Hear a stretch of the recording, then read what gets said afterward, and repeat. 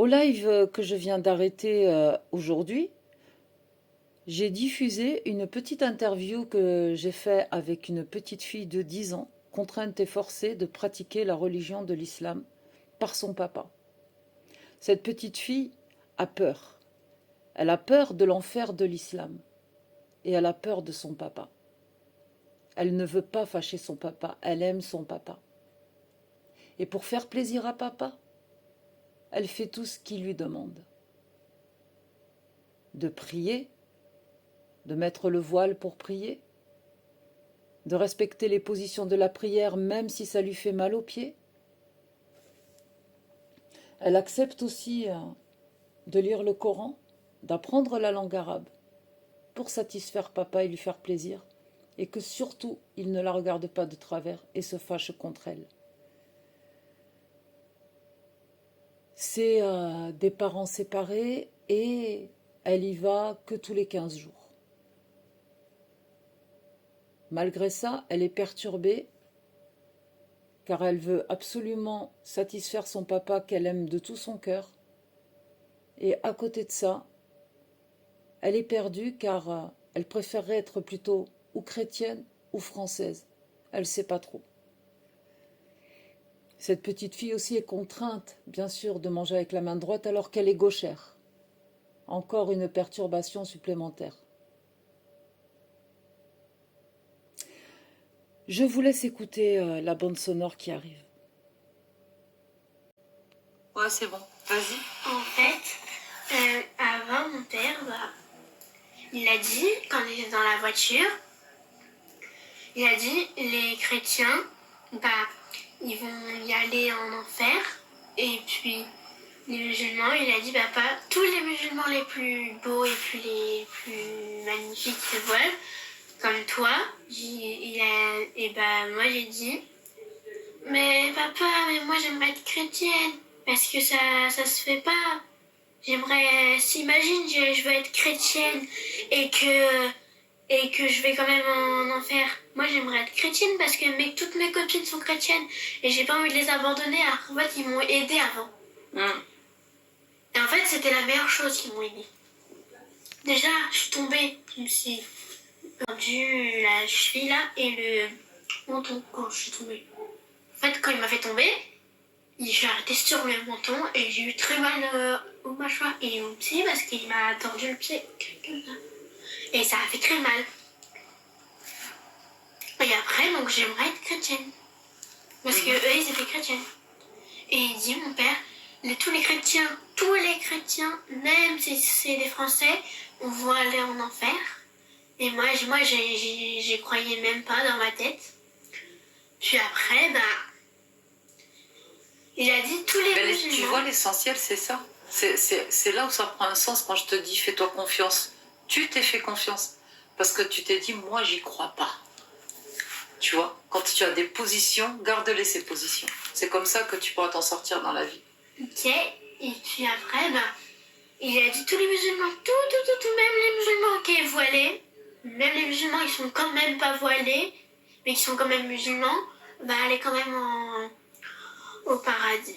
Et moi, j'ai dit, dans ma tête, j'ai dit, ça m'étonnerait. T'as bien raison, c'est toi qui as raison. Voilà. Et voilà. T'as tout compris. Et tu as même trouvé le pourquoi du comment j'ai quitté l'islam, dis donc. Ah oui, parce que justement, j'étais toujours en train de n'être pas d'accord avec ce que les gens me disaient dans la religion. Ah. Eh ouais. Donc du coup, bye bye Allah, salut, je vais ailleurs, je fais ma vie.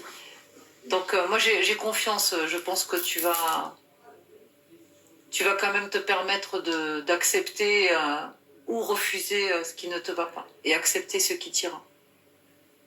Continue comme ça. N'accepte pas ce qui te fait du mal en fait. Okay. C'est tout. Ça t'empêche pas d'aimer ton papa.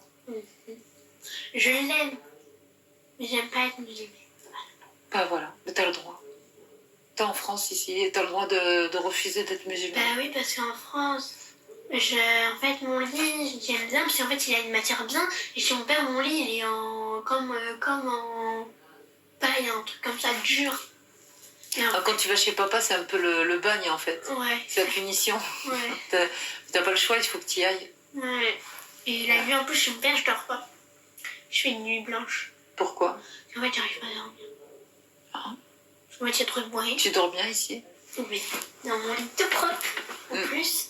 Et en plus, ça, normalement, elle dit ma mère que t'as fait la lumière le nuit. Je crois. Fluo. Fluo. Mm. Mais Ouais, t'as une belle chambre, hein. Franchement, ouais. ça va les nounours, ça? Ouais. Mais par contre, ça, c'est le lit du chat, c'est j'ai construit. Tu dors avec le chat? Ça dépend. Il est trop beau ton chat. Je vais te le voler, tiens. Non. Non, je rigole. Oui. Bon, mais je crois qu'on va bientôt manger, là. Qu'est-ce que t'en penses? Ouais. Raclette, Ouais, raclette. du hallouf. Oui, C'est bon, le hallouf. Oui, c'est trop Bah, chez maman, tu peux en manger, au moins. Du cochon. Oui, Tu manges du cochon? ça dépend. Ça dépend si c'est bon. Oui, bah, t'as raison. Bah, moi, j'aime pas tout dans le cochon. Il y en a qui disent tout est bon dans le cochon. Et moi, j'arrête pas de leur dire bande de mythos. Bah, il y a des trucs que j'aime pas dans le cochon, moi.